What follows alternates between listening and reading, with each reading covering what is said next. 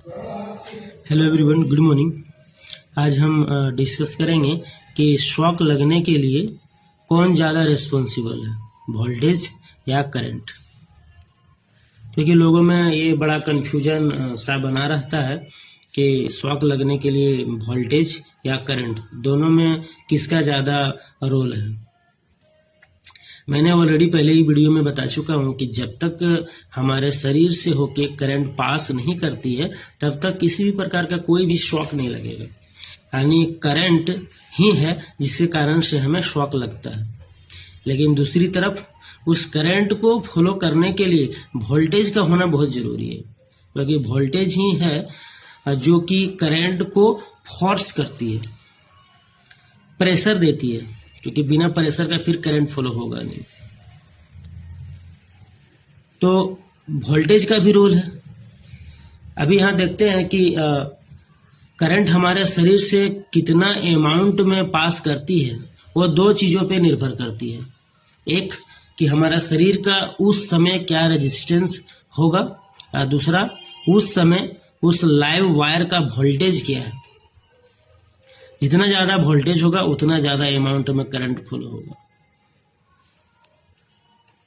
और यदि हमारा शरीर उस समय किसी भी कारण यदि गीला अवस्था में है, या फिर हम जहाँ पे काम कर रहे हैं वहाँ का जमीन यदि गीला है और वहाँ पे हम खड़ा है, तो फिर हमारा रेजिस्टेंस कम होगा और करंट उतना ही ज़्यादा अमाउंट में फ्लो होगा। हम लोग अक्सर देखते हैं कि ट्रांसमिशन लाइन में पंछी सब बड़ा ही आनंद से बैठ के भजन गाते हैं, लेकिन उसे किसी भी प्रकार का कोई शौक नहीं लगता। क्यों? क्योंकि जब तक करंट पास नहीं होगा तब तक उसे शौक नहीं लगेगा, और करंट पास होने के लिए क्लोज लूप सिस्टम का होना जरूरी है।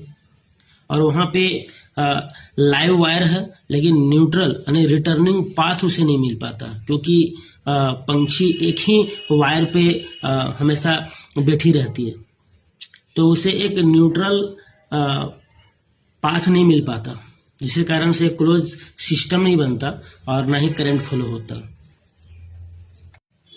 और जब दो तारों के बीच में वो आ जाती है तब जाके एक क्लोज लूप सिस्टम बनता है और करंट फ्लो होता है, और उसी समय शॉक लगता है। या फिर उस टावर का मेटल बॉडी से यदि कोई टच हो जाता है तो फिर जाके करंट फ्लो होता है, क्योंकि करंट हमेशा एक क्लोज लूप सिस्टम पे ही वर्क करती है। धन्यवाद।